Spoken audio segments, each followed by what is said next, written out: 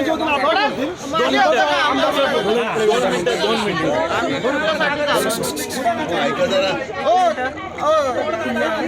थोडं जरा गडबड करू नका.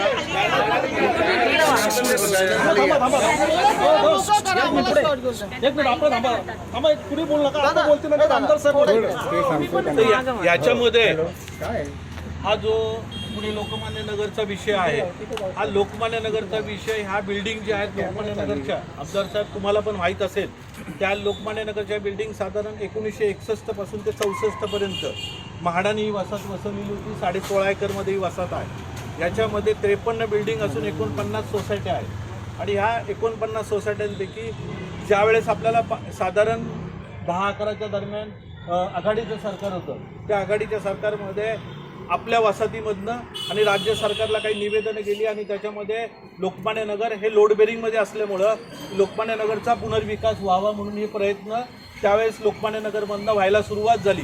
त्यावेळेस लोकमान्य नगरमध्ये ज्या 53 बिल्डिंग आहेत आणि त्या 53 बिल्डिंगपैकी सगळ्यांनी त्या वेळेसपासून कन्व्हेन्स डीड करणं, बरोबर आहे, सोसायटीचं लीज डीड करणं.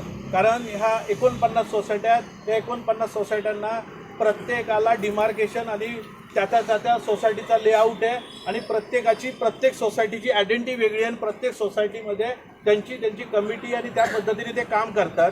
मग ते प्रस्ताव ज्यावेळेस जायला लागले, कन्व्हेन्स डीड झालं, त्याच्यानंतर आपण जे भाडेकरू संघ होतो तो सदनिकाधारक संघ झाला आणि त्याच्यामध्ये आपल्याला फ्लॅटचे सेल डीड झाले आणि प्रत्येक सोसायटीचं त्यावेळेस प्रत्येक सोसायटीबरोबर कन्व्हेन्स डीड म्हाडाने केलेलं आहे. आणि त्याच्यानंतर नियमावली बऱ्याच वेळा बदलली गेली.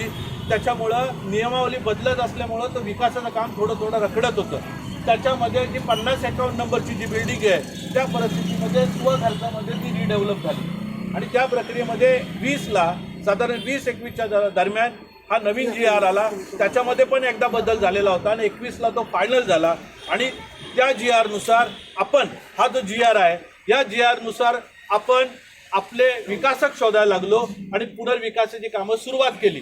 त्या प्रक्रियेमध्ये पुणेच्या बिल्डर जे आहेत त्यांची 32 आणि 33 नंबरची बिल्डिंग जी आहे ती 32-33 नंबरची बिल्डिंग त्या ठिकाणी पहिल्यांदी म्हाडाने प्रीमियम घेऊन सगळं अप्रुव्हल देऊन ती 2 सोसायट्या एकत्र येऊन तो छोटा क्लस्टर झाला आणि ती जी 36 लोक 2 मिनटं त्याच्यामध्ये कोण राहिलं असेल तर मग नंतर बोलू आपण. ते 36 लोक आणि आता थर्ड पार्टी इंटरेस्ट म्हणजे त्यांनी जे फ्लॅट विकलेले आहेत थर्ड पार्टी इंटरेस्ट तिथं क्रिएट झालेला आहे आणि येत्या दिवाळीमध्ये त्या ठिकाणी त्यांना ताबा मिळणार आहे. दुसरा पार्ट 41, 42, 43, 44 जी बिल्डिंग 45 नंबर आहे हे 4चं एक क्लस्टर झालं. त्याच्यानंतर 36, 37 आणि 39 या 3 बिल्डिंगचं देशपांडे नावाचे बिल्डर आहेत त्यांचं एक क्लस्टर झालेलं आहे. त्यांना अप्रुव्हल मिळालं, त्यांना प्रीमियम भरायला लावला. मित्तल बिल्डरला अप्रुव्हल मिळालं, प्रीमियम भरायला लावला, NOC दिली आणि या कॉर्पोरेशनला प्लॅन सँक्शन पडून आहे.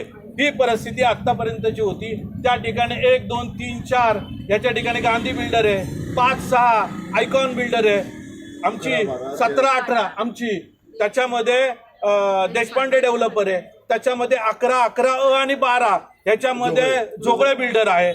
अशा वेगवेगळ्या ठिकाणी प्रत्येकाचे जो त्या 53 बिल्डिंगपैकी ते 35 ते 40 बिल्डिंगचं कन्सेल लेटर झालेलं आहे, अप्रुव्हल दिलेलं आहे. काही ठिकाणी 2 मिनिटं आहे का प्रीमियम वगैरे भरणं झालेलं आहे.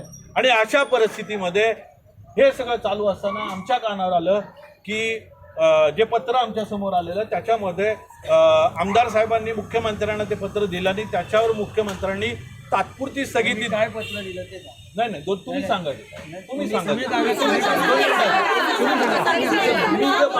आम्ही सांगा 2 मिनिटं ऐका तर 2 मिनिटं